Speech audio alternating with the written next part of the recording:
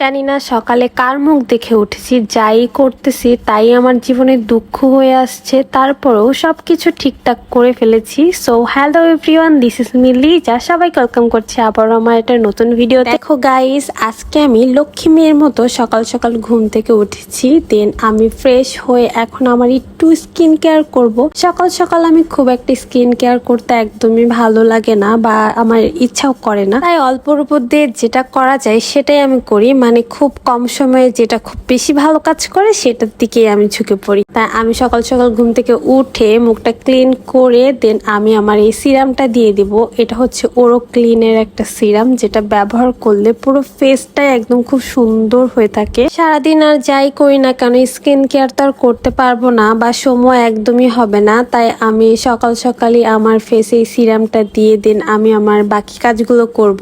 আর আমি এখানে খুব ভালো করে খুব সুন্দর করে সিরামটা পুরো ফেসে লাগাচ্ছিলাম। এই সিরামটা কিন্তু ফেসের জন্য খুবই খুবই ভালো কাজ করে। আমার স্কিন দেখলেই বুঝতে পারবেন কতটা সফট এবং কতটা গ্লোয়িং স্কিন দেখাচ্ছে। আর আমার এই স্কিনে কিন্তু কোনো রকম স্পট নাই, শুধুমাত্র এই সিরামটা দেওয়ার পর থেকে আমার এত সুন্দর স্কিন হয়ে গেছে। আবার যাই, একটা সিরামের মধ্যে যদি এত কিছু থাকে, এই সিরামের মধ্যে আছে 2% স্যালিসিলিক অ্যাসিড, যেটা আমাদের স্কিনকে প্রচুর পরিমাণে ব্রাইটেনিং করে, এবং আছে 5% নায়াসিনামাইড অ্যাসিড, যেটা আমাদের স্কিনকে রিঙ্কেল থেকে মুক্ত করবে, স্কিন টান টান করবে, দাগ মুক্ত করবে, আর অনেক সুন্দর হয়ে থাকবে স্কিনটা। আর এই সিরামটা পেয়ে যাবেন আমারই পেজে গ্লোয়িং বাই লিজাতে। সো এখনো দেরি না করে ঝটপট করে অর্ডার করে ফেলুন। আর এখন অর্ডার করে ফেললে কিন্তু অবশ্যই এটাতে অফার পাবেন। সো দেরি না করে এখনই নক করুন গ্লোয়িং বাই লিজাতে। যেহেতু সকাল সকাল ঘুম থেকে উঠেছি, ভাবলাম সকালের নাস্তাটাও বানিয়ে দিই। যেহেতু ফাইম একটু পর বের হয়ে যাবে,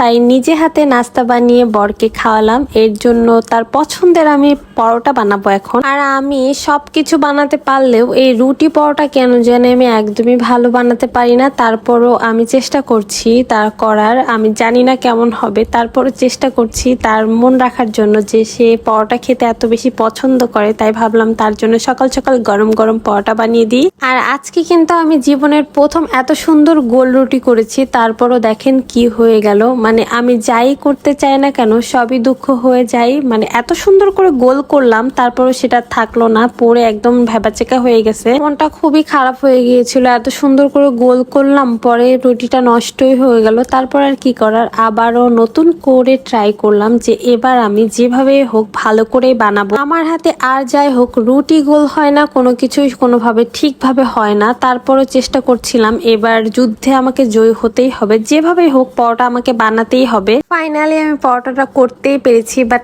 এইবার আর আগের মতো একদমই ভুল করব না। নাচতে নাচতে ক্যামেরার সামনে এসে দেখাতে গিয়ে আগের বার যে প্যারাটা পড়েছে আমার কাছে, মানে যা অবস্থা হয়েছে, এই ভুলটা আমি আর একদমই করব না। আমি এখন ডিরেক্ট চলে গেছি চুলার কাছে। এখন আমি পরোটাটা ভাজবো। যেহেতু এইদিকে আপনার ভাইয়া উঠে গেছে, আমার মেয়ে উঠে গেছে, আস্তে আস্তে এইদিকে সব চলে আসছে। সো তাকে আমি গরম গরম পরোটাটা এখন ভেজে দিব। আমার নিজেরও বিশ্বাস হচ্ছে না আমি এত ভালো পরোটা বানিয়েছি, সাথে এত সুন্দর করে ভাজতে পারছি। আর ফাইম কিন্তু এরকম মচমচে পরোটা খেতে অনেক বেশি পছন্দ করে। তো সুন্দর করে ফুলে উঠেছিল, মনে হচ্ছে কোনো প্রফেশনাল কেউ বানাচ্ছে। যাই হোক মাশাআল্লাহ বলবেন সবাই। আর ফাইমকে সাথে আমি মাংস দিয়ে দিয়েছি, সে মাংস দিয়ে পরোটা খেতে অনেক বেশি পছন্দ করে। ফাইমকে একটা পরোটা দিয়ে দেন আমি আর একটা ভাজতে চলে এসেছি। যেহেতু সে গরম গরম ছাড়া একদমই খায় না, তাই তাড়াতাড়ি করে এটাও ভাজতে শুরু করেছি, এটা ভেজে তাকে দিয়ে আসবো।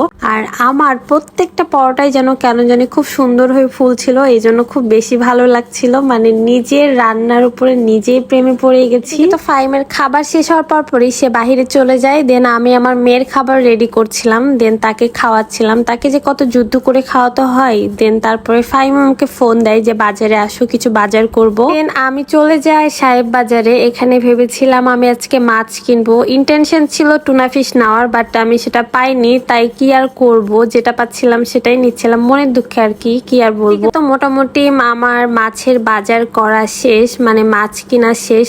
দেন আমি এখানে এসেছি সবজি কেনার জন্য। আর এখানে সবজি কিনতে এসে দেখি এত ছোট ছোট টমেটো, মানে দেখলে আপনি বিশ্বাসই করতে পারবেন না যে এত ছোট টমেটো হয়। তারা বললো এটা নাকি অনেক মজা খেতে, বাট আমার বাসায় যেহেতু অনেক টমেটো পড়েই আছে অলরেডি, আবার আমার ছাদ বাগানে তো টমেটো হয়, দেন এই জন্য আমি আর টমেটো নিই নেই। দেন আমি এখানে পুদিনা পাতা দেখতে পেয়েছিলাম, তাই ফাহিমকে বললাম যে অল্প কিছু আমাকে নিয়ে দাও, আমি এটার শরবত বানাবো, মানে মিল্ক লেমন বানাবো, যেটা আমার খেতে অনেক বেশি ভালো লাগে। তারপরে আমি চলে এসেছিলাম মুরগি নেওয়ার জন্য, একটা মুরগি নিব। দেন এখান থেকে মুরগি সিলেক্ট করছিলাম যে কোনটা নিব। তো আমি বলেছি বড় দেখে একটা দিতে। দেন আমরা এখান থেকে মুরগি নিয়ে চলে এসেছি এই মধু নিতে। আমার মেয়ে তো তরমুজ দেখলেই বলে আম্মু মধু মধু, তাই আমিও মধুই বললাম। আর এখানে আমি একটা বড় তরমুজ বলেছিলাম দেওয়ার জন্য, সেই জন্য আমাকে একটা বড় তরমুজ কেটে দিচ্ছিল। আর এই তরমুজ কিনতে গিয়েও আমি বাস খেয়েছি, মানে আমি বুঝলাম না আজকে সকাল সকাল আমি কার মুখ দেখে উঠেছি জানি না, যাই করতেছি তাই উল্টা পাল্টা হয়ে যাচ্ছে। এত সুন্দর একটা তরমুজ আর এত সুন্দর দানা দানা হয়েছিল, কালারটাও মাশাআল্লাহ অনেক সুন্দর ছিল, বাট এত পাইনসা ছিল, জীবনটাই পাইনসা হয়ে গেল এটা খেয়ে আমার। তারপরে কি করার, কেটে ফেলেছি, নিতেই হবে।